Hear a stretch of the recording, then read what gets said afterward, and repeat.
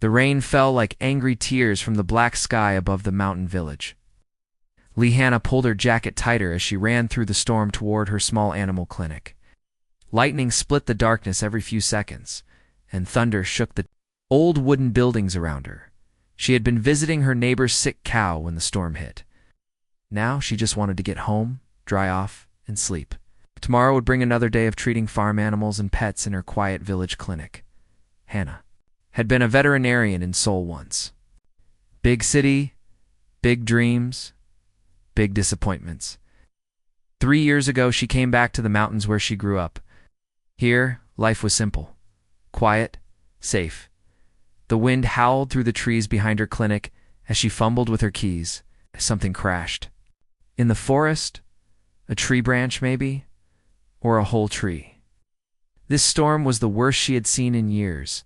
She got inside and shook the water from her hair. The clinic felt warm and peaceful after the chaos outside.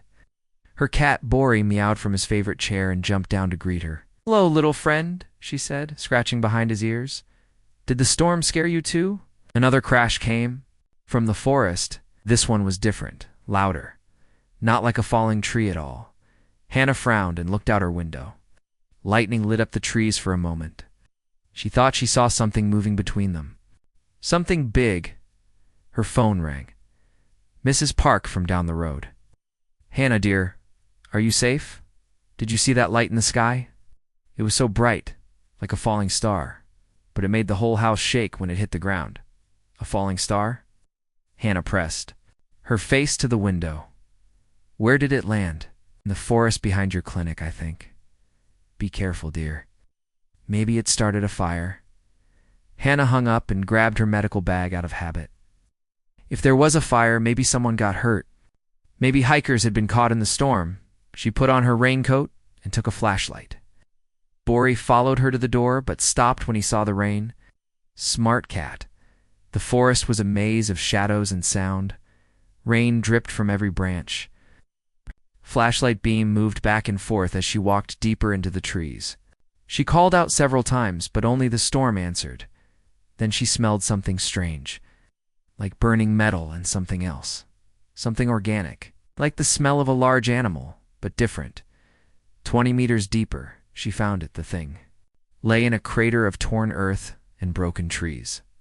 It was huge, maybe 4 meters long, with what looked like wings folded against its sides. But these were not bird wings. They looked more like bat wings, but covered in something that shimmered, even in her weak flashlight beam. It had 4 legs ending in claws that could cut through stone. Its head was long like a horse's head, but wider with a mouth full of sharp teeth, and its body was covered in scales that shifted color in the light. It looked like a dragon from old stories. But dragons were not real. This thing was very real. It was dying.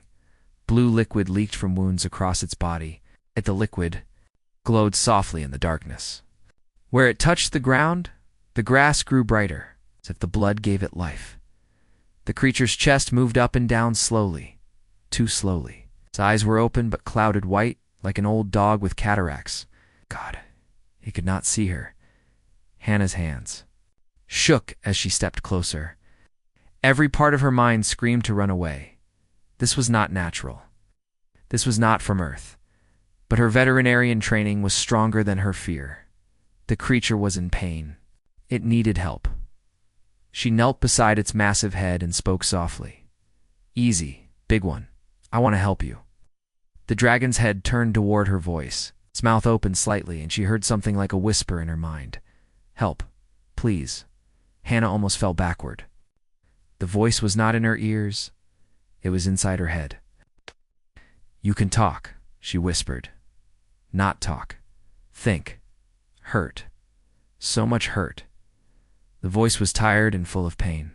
Male, she thought, though she could not say why she knew that. "I am a doctor. For animals. I want to help, but I do not know how to treat someone like you. Like me." The voice seemed confused. "What am I like?" Hannah studied the creature more carefully. The wounds looked like burns, but not from fire. It's more like energy burns, she thought, though she had never seen such things before. "You look like a dragon," she said, "but dragons are not real." "Dragon," The word felt strange in the voice.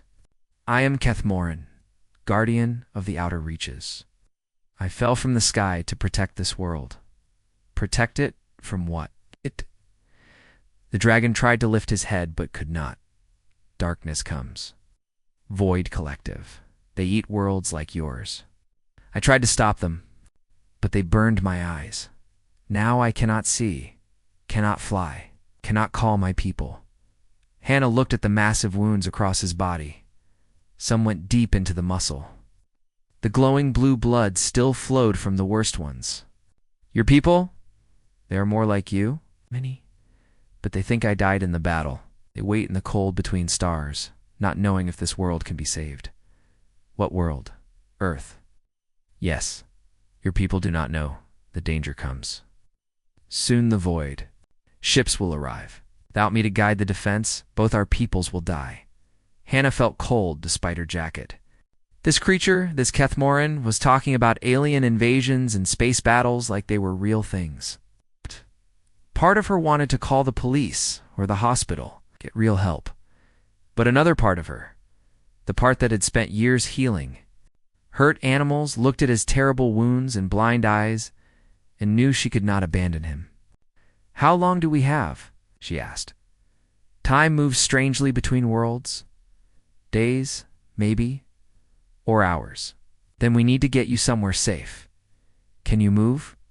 Pain when I try? But I will try for both our peoples. Hannah looked at the size of him and thought. About her small clinic, getting him there would be impossible. But leaving him in the forest was not an option either. There is an old barn behind my clinic. It is bigger. Can you make it that far if I help? I will try, Guardian Hannah. Guardian. I am just a veterinarian. You chose to help when you could have run? That makes you a guardian too. Lightning flashed overhead as Hannah began the long, slow process of helping an alien dragon walk through the storm toward her barn. She did not know she had just become humanity's first contact with the stars. She only knew that someone needed her help, and that was enough. 3 days had passed since Hannah found Kethmorin in the forest. 3 days of cleaning wounds, mixing medicines, and learning that everything she thought she knew about the universe was wrong. The old barn behind her clinic had become a secret. Hospital, she had moved hay bales to make room and brought every medical supply she owned. The dragon lay on thick blankets. His massive form taking up most of the space. His wounds were healing faster than should be possible. The blue blood had stopped flowing, and new scales were growing over the burns. But his eyes remained clouded and blind. The healing is good, Hannah said, as she checked his largest wound. But I still do not understand your body completely. Learn quickly, Guardian Hannah. My people take many seasons to understand Drakneri healing. Drakneri? Is that what you are? Yes, we are the old guardians of this galaxy. Protect young worlds like yours from the darkness that hunts between stars. Hannah mixed a new batch of medicine from herbs and antibiotics. She had been experimenting for 3 days, trying to find what helped his alien body heal fastest. Why did you call me Guardian? I am just one person. Guardians are not born. They are chosen by their actions. You chose to help when others would run. That is the mark of a true guardian. A loud knock on the barn door made them both freeze. Hannah's heart jumped. She had been careful. No one should know about Kethmorin. Hannah, are you in there? The voice belonged to Park Jinwoo, her childhood friend. I saw lights in the barn last night.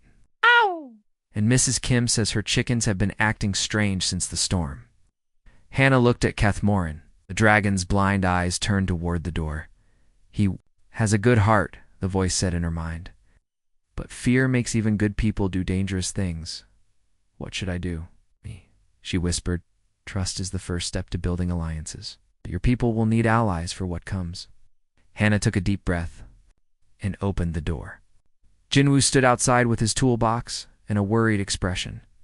He was a thin man with kind eyes who fixed electronics for everyone in the village. Jinwoo, I need you to promise me something before you come in, she said. Hannah, you are scaring. Me? What is going on? Promise me you will not run. Promise me you will listen. Jinwoo frowned but nodded. I promise. Hannah stepped aside and let him enter. Ginwoo took 2 steps into the barn before he saw Kethmorin. His toolbox crashed to the ground as he stumbled backward. What? ... What is that thing? His name is Kethmorin. Hannah said calmly. He is from another world. Crashed here during the storm. Jinwoo's mouth opened and closed like a fish. His eyes were wide with terror. Do not fear me, small guardian. I mean no harm to you or your people. Jinwoo screamed and tried to run, but Hannah caught his arm. Jinwoo, stop. He spoke to your mind, but he will not hurt you. Aliens, Jinwoo whispered. Real aliens? In our village, yes, and he needs our help.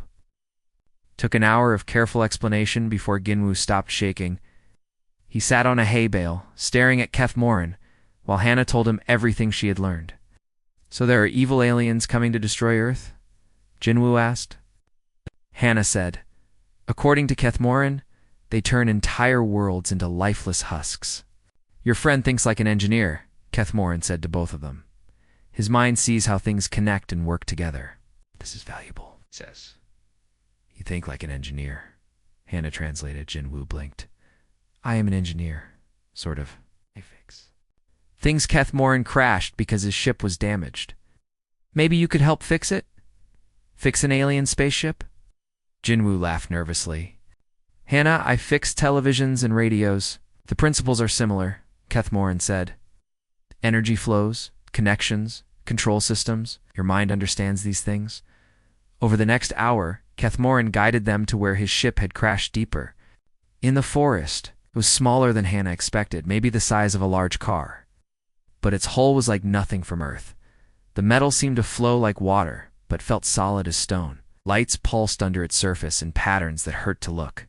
At directly, it is beautiful, Jinwoo whispered, his fear replaced by wonder. Can you fix it? Hannah asked. Jinwoo walked around the ship, touching its surface gently. I do not know, but I can try. That evening, Hannah's sister Soman arrived unexpectedly. She was studying biology at the university in Seoul and had come home for a surprise. Visit, sister, you look tired, Soman said as they sat in Hannah's kitchen. Are you eating enough? Sleeping enough? I am fine. Just busy with work. Salman was 3 years younger, but always acted like the older sister. She had their mother's sharp eyes that missed nothing. And why do you keep looking toward the barn?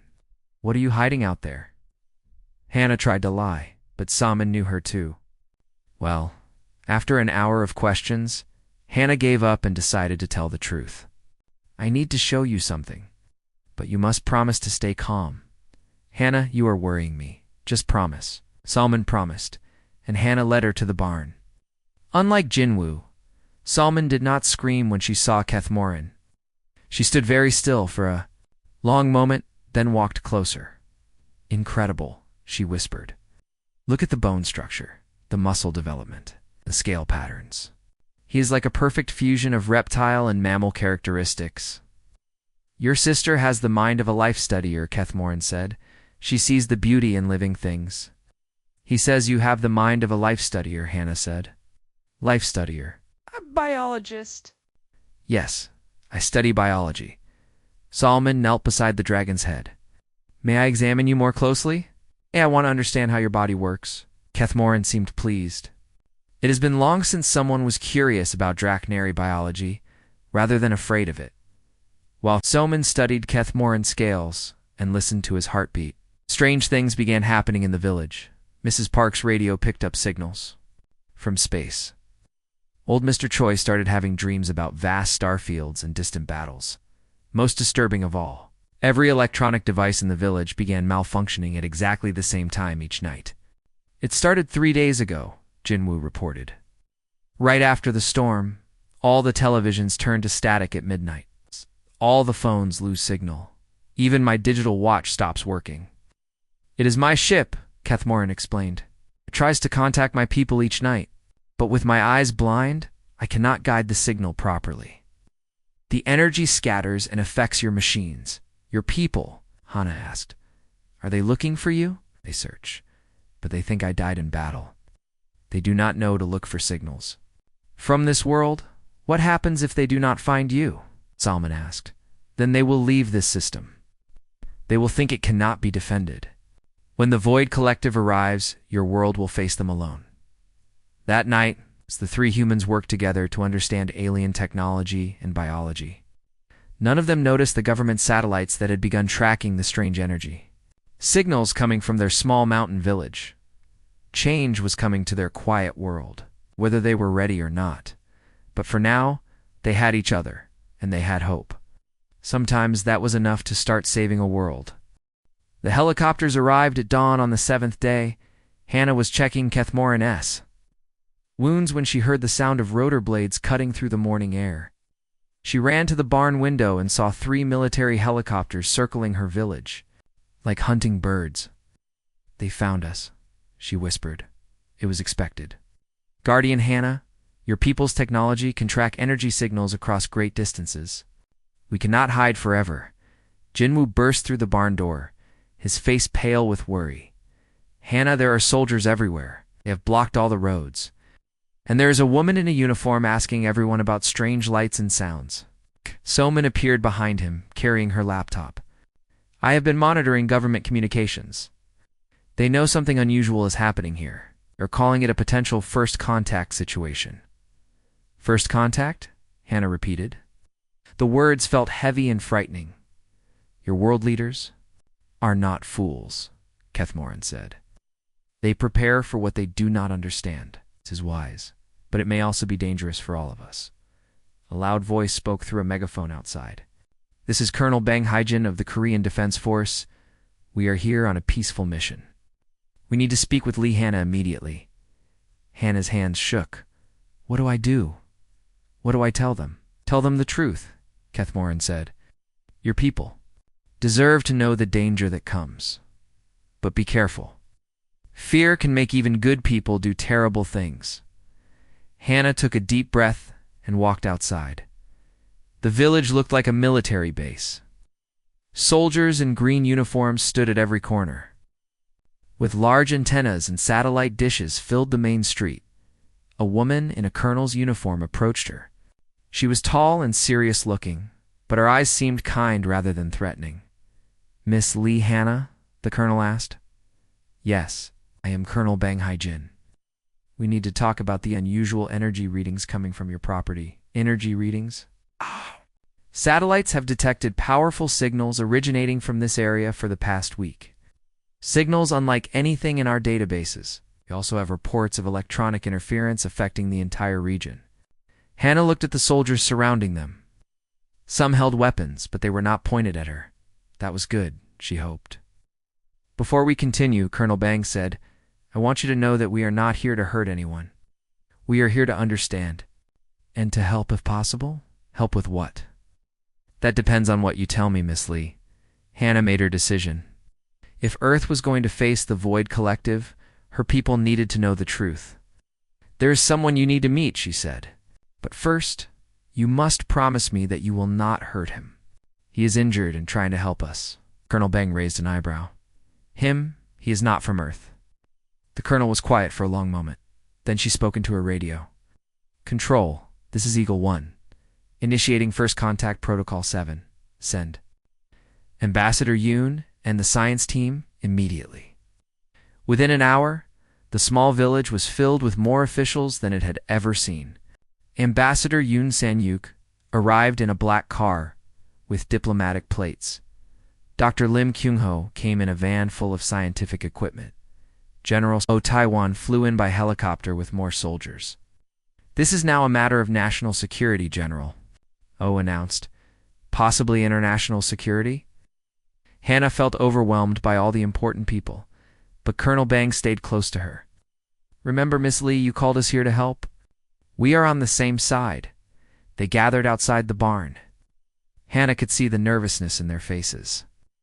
These were people used to dealing with human problems. This was something completely new. "Before you meet him," Hannah said, "you need to understand some things. His name is Kethmoran. He is a Drachnary. He came here to protect Earth from an invasion." "Invasion?" General O stepped forward.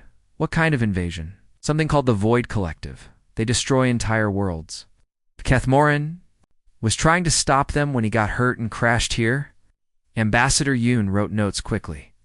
How do we know this is true? How do we know he is not the real threat? Because I have been taking care of him for a week. He has had many chances to hurt me, but he only asks for help. Dr. Lim adjusted his glasses. What kind of being are we talking about? Humanoid, silicon-based, energy form? See for yourself, Hannah said, and opened the barn door. The officials stepped inside carefully. When they saw Kethmorin lying on the blankets, several of them gasped. General O reached for his weapon, but stopped when Colonel Bang put a hand on his arm. Do not fear, protectors of this world. I am Kethmorin, guardian of the outer reaches, come seeking alliance against a common enemy. The voice spoke in all their minds at once. Ambassador Yoon dropped his notebook. Dr. Lim stared with his mouth open. General O looked like he wanted to shoot something but did not know what. He speaks telepathically, Hannah explained. It is how his people communicate. Your leaders have strong minds, Kethmorin continued. This is good. You will need strength for what comes. Colonel Bang was the first to recover. She stepped closer to the dragon. You said you came to protect Earth. Protect it from what? The Void Collective are the darkness between stars. They consume worlds and turn all life into mindless drones. They have destroyed 1,000 civilizations. Now they come for yours. How do we know you are telling the truth? General O demanded. Kethmorin turned his blind eyes toward the general. You do not. But in 3 days, their scout ships will reach your outer planets. Your astronomers will see them, and you will know I speak truth. Dr. Lim found his voice. 3 days? Are you certain? Time moves differently in the void between worlds. But yes, very soon your instruments will detect ships that do not belong to any Earth nation. Ambassador Yoon picked up his notebook. Assuming this is real, what do you propose we do? I am one injured guardian. My people think I died in battle. Without my guidance, they will not know this world can be defended. We'll retreat and leave Earth to face the void alone. Then we need to contact your people, Colonel Bang said. My ship tries each night, but my blindness prevents proper communication. The signals scatter and fade. I need my sight restored to guide the message home. Dr. Lim stepped forward eagerly. I could examine your optical systems. Maybe we can find a way to repair them? Hannah felt a surge of hope. Salman has been studying his biology. She has learned much about how his body works. Your sister? Ambassador Yoon asked. She is a biology student, very smart. General O shook his head. This is moving too fast. We need to secure the area. Set up a proper research facility. Get approval from Seoul and from the UN. But Kethmorin's mental voice carried urgency. Time is short, General of Soldiers. The Void Fleet moves while we talk. Each day of delay brings them closer to your world. He is right, Colonel Bang said. If hostile aliens are really coming, we need to act quickly. Ambassador Yoon closed his notebook. I will contact the president immediately. This needs to be handled at the highest levels. As the officials made phone calls and planned their next moves, Hannah sat beside Kethmorin. The barn that had been their secret place was now full of strangers in uniforms. Everything is changing so fast, she whispered. Change is the price of survival. Guardian Hannah, your people are brave and clever. They will adapt. What if they decide you are the enemy? What if they try to hurt you? Then you must remind them why you helped a blind dragon in the forest. Compassion is the bridge between worlds. Outside, more helicopters were landing. Scientists, military experts, and government officials poured into the small village. The quiet mountain community was becoming the center of humanity's first contact with alien life. None of them knew that high above Earth's atmosphere, the first Void Collective scout ships had already entered the solar system. The real test was about to begin.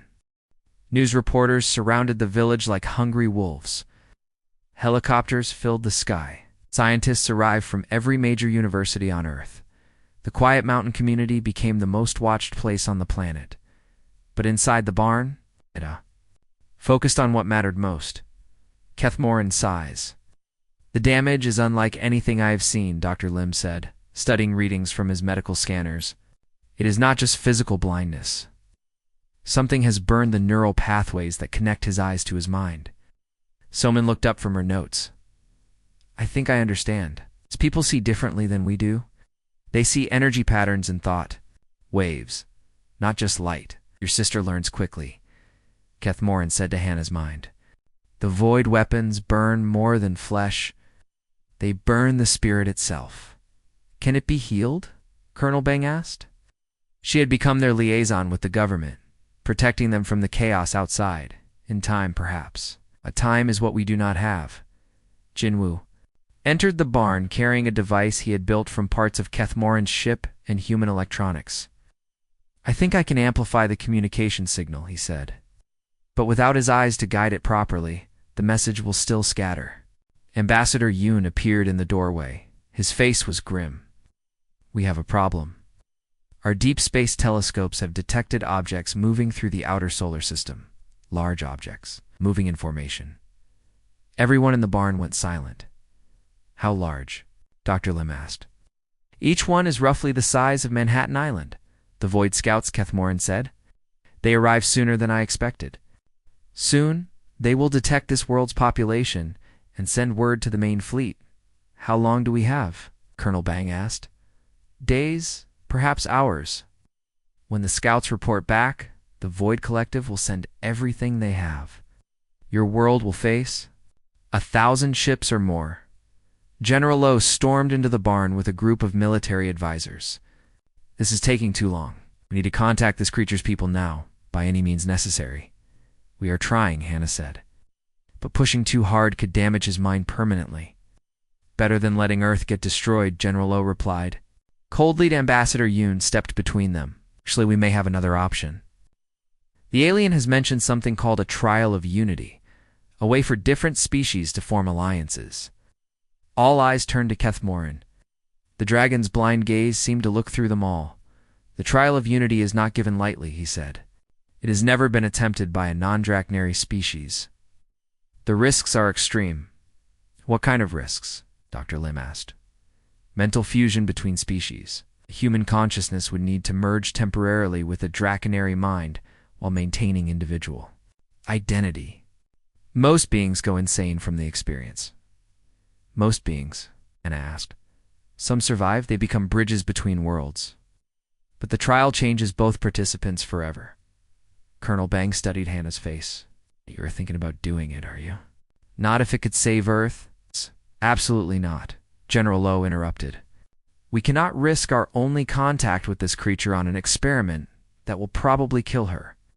But Kethmorin's mental voice carried new strength. Guardian Hannah has already proven her courage and compassion. If anyone could survive the trial of unity, it would be her. What would the trial involve exactly? Ambassador Yoon asked. Our minds would join completely for a brief time. She would see through my memories, understand my people's history and culture. In return, I would experience human thoughts and emotions. If successful, we would be able to communicate with my fleet as one voice. And if it fails, Solomon asked quietly, then both our minds could be lost forever.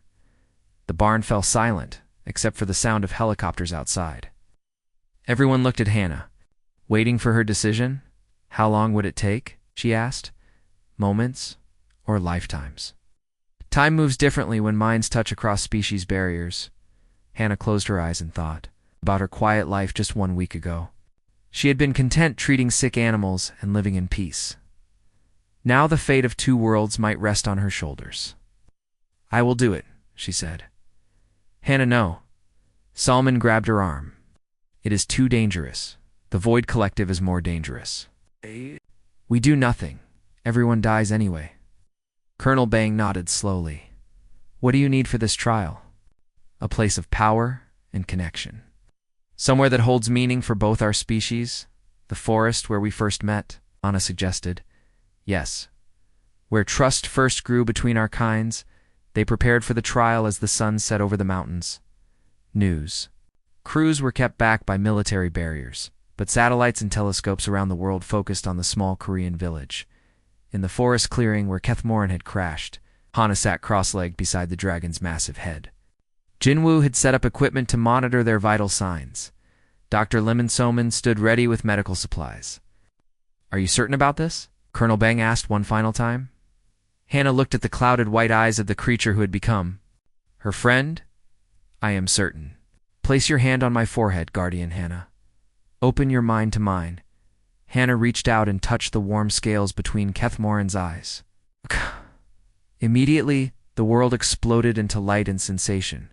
She saw through his memories like watching a movie at incredible speed. The Draknari homeworld with its crystal cities and flying guardians. The first void attacks that came like a plague of darkness. Countless worlds stripped bare of life and left as empty husks. She felt his pain when the void weapons burned his eyes. His desperation as he fell toward Earth. His surprise when a small human chose to help, rather than run away. But she also felt his people's history, their ancient code of honor, their deep belief that all life was sacred, patient protection of younger species across the galaxy. In return, Kethmoran experienced human emotions for the first time.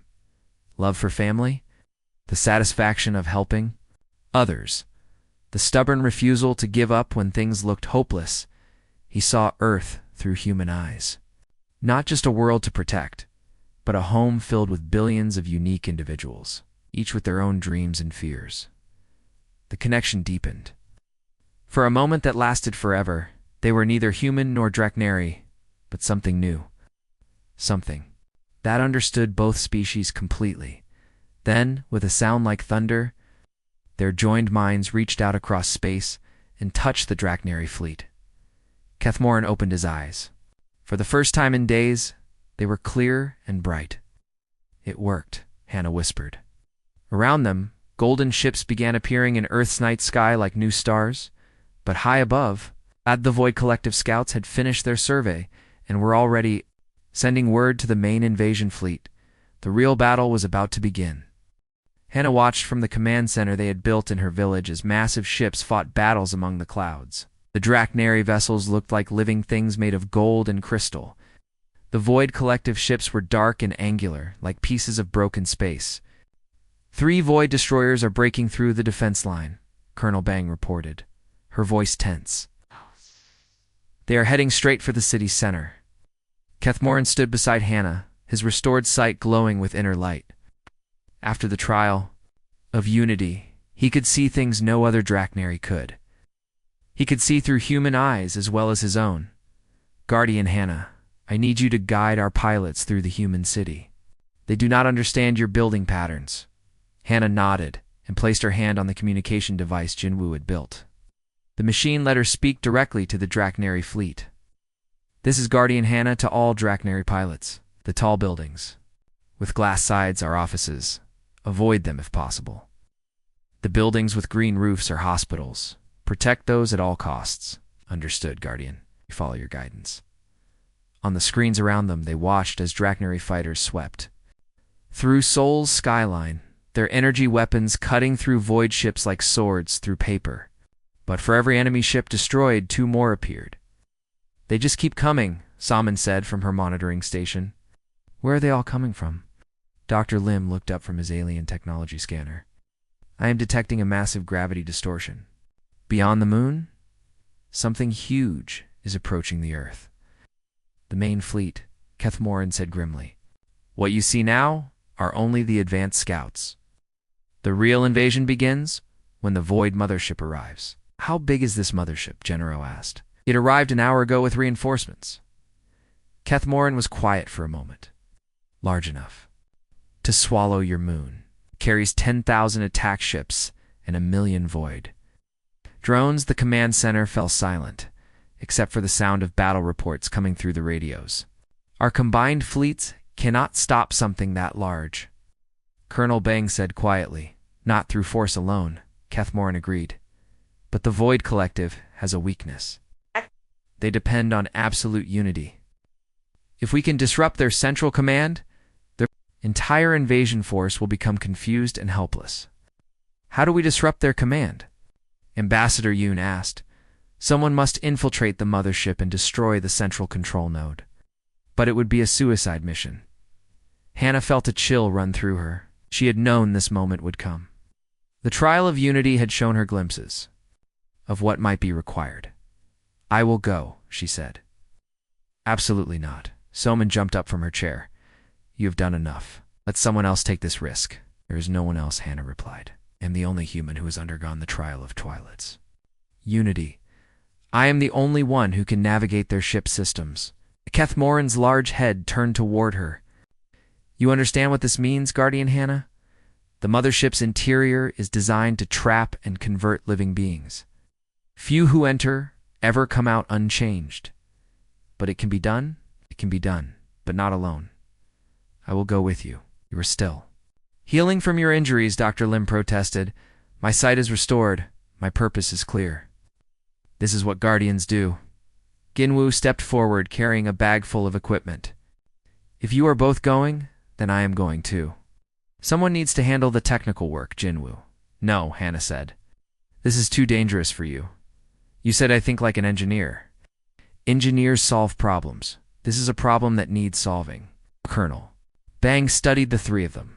You realize that if you fail, Earth falls to the Void Collective. If we do nothing, Earth falls anyway, Hannah replied. The next few hours were a blur of preparation.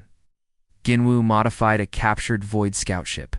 With Draconary technology, creating a hybrid vessel that could pass through enemy defenses, Salmon prepared medical supplies and emergency equipment.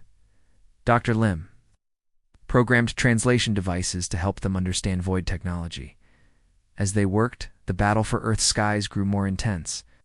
Void ships attacked major cities around the UHE's world. London, New York, Tokyo, Mumbai. All reported enemy vessels in their airspace. But the human and Draconary forces were learning to work together. Human pilots proved surprisingly good at flying Draconary fighters. Their unpredictable tactics confused the Void Collective, who expected orderly, logical behavior. Captain Ren Hajun, of the Korean Space Force, led a mixed squadron of human and alien pilots in a daring attack on a Void command ship. These humans fight like they have nothing to lose, his Draconary wingman reported. It is magnificent and terrifying. Meanwhile, Dr. Lim made a disturbing discovery in his lab. The Void drones we captured still have traces of their original personalities, he told the team. They were once living beings from other worlds. The Void Collective does not kill. It converts. Converts them into what? Salman asked. Slaves. Mind-controlled servants. Somewhere inside each drone, the original person is still trapped and aware. This information changed everything. The mission was no longer just about stopping an invasion. It was about freeing billions of enslaved minds. As the Void mothership finally appeared beyond the moon, a massive black structure that blotted out stars, Hannah, Kethmoran, and Jinwu prepared for their desperate mission. Said as they boarded their modified ship, the Void Collective will try to convert you the moment you step inside their vessel. You must stay focused on your individual identity. Think of what makes you human. What makes me human? Hannah asked. Your choice to help a blind dragon in the forest, your refusal to abandon others in need, your stubborn belief that every life matters. Their ship launched from the hidden base in the mountains, flying up through Earth's atmosphere toward the massive shadow hanging in space. Behind them, the battle for Earth continued to rage. Void fighters are moving to intercept us. Jinwu reported from the pilot seat. Let them come, Hannah said, her hand on the ship's communication system. It is time to show the Void Collective what happens when they threaten a world protected by Guardians. As they flew toward the heart of darkness, none of them knew that. Their mission would reveal the truth about the Void Collective's origins, and offer a chance to heal wounds that had festered for 1,000 years. The inside of the Void mothership was a nightmare made real. Hannah, Kethmoran, and Ginwu moved through corridors that seemed to be made of living metal and bone. The walls pulsed like a heartbeat. Strange lights flickered in patterns that hurt to look at directly. The air tastes wrong, Jinwu whispered, checking his scanner. It is full of some kind of chemical that affects the brain. Do not breathe deeply, Kethmoran warned. The Void Collective uses mind-altering gases to make conversion easier. They had successfully infiltrated the massive ship by hiding inside a group of returning man-Void fighters. Now they were deep in the enemy vessels, searching for the central control node. How big is this thing? Hannah asked, as they walked through another endless corridor. The mothership contains the converted remains of 100 worlds, Kethmoran replied. Each section, was once a different civilization. The Void Collective builds its ships from the bones of conquered planets. As they moved deeper into the ship, they began to see the converted beings. Thousands of creatures from dozens of different worlds walked through the corridors with empty eyes. Some looked almost human. Others were completely alien. All of them moved with the same mechanical precision. "They are still alive in there," Jinwoo said sadly, watching a group of converted beings repair damaged wall panels. Dr. Lim was right. Their minds are trapped but not destroyed. This gave Hannah an idea. What if we do not destroy the control node? What if we free it instead? Free it?